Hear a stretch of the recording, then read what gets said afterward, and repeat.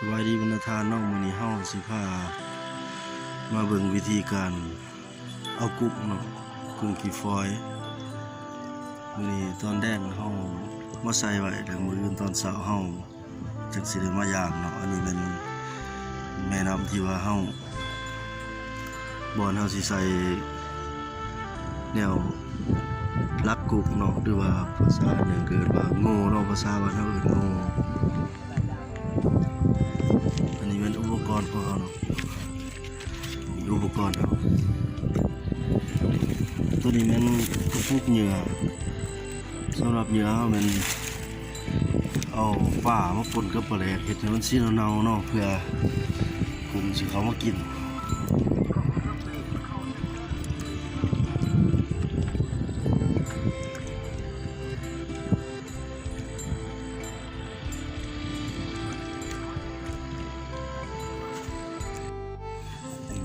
เครื่องมือเฮาใส่เหยื่อแล้วเนาะอันนั้นมันหอยอยู่ไหนมันเหยื่อที่ว่าเฮาสิมาโลให้กุ้งเขาว่าอยู่ในกระตุกของเฮา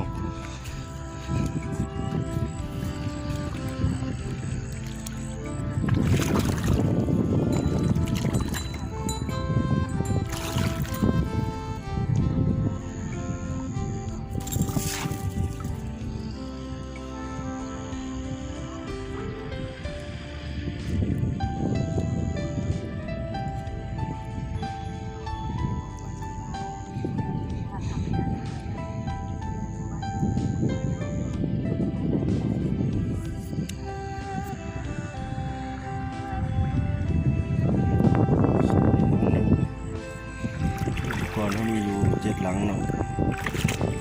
เดี๋ยวมือเช้ามาติดตามน้องกันว่าสิมาอันบ่ได้บ่มาว่าหลังจากที่ว่าเมืองจึงเขาเลยจัดงานเทศกาลบุญสรวงเฮือเพะประเพณีแล้วก็บุญประเพณีสีเผาเนาะที่ฮักกระเดียวไปบางทิศแล้วนี่เอากับบ่ท่านใดลองมาลงใส่คือมื้อนี้เป็นมื้อทำบิดเนาะภายหลังที่ว่าสำเร็จบุญสรวงเฮือ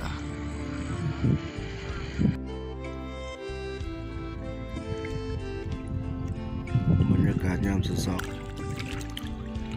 เบิ่งกระตุ่มที่เฮาใส่เอาปรุงไว้แรงว่านี่เนาะว่าสิมานบ่หรือบ่มาน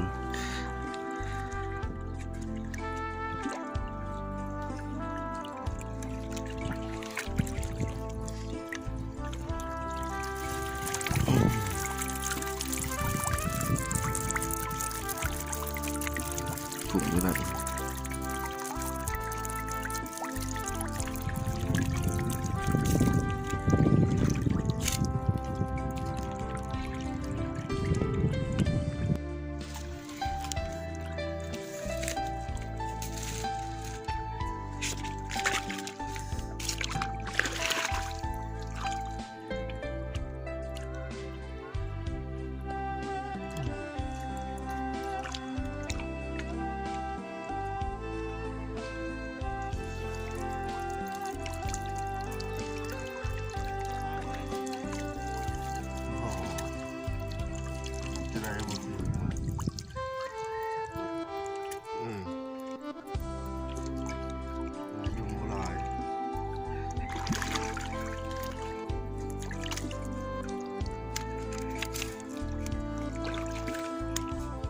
กล้าว่องวะ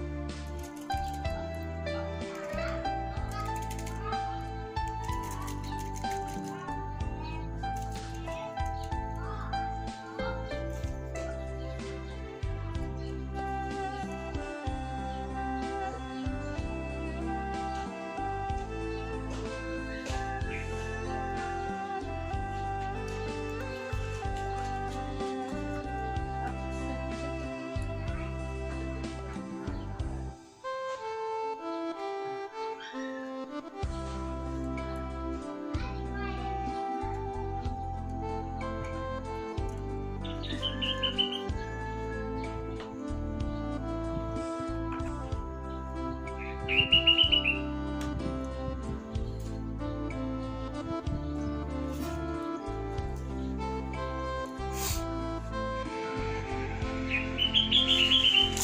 งานกระตุ้มเขา7 หลังมีสดๆมีปลาแถมอีกตัวหนึ่ง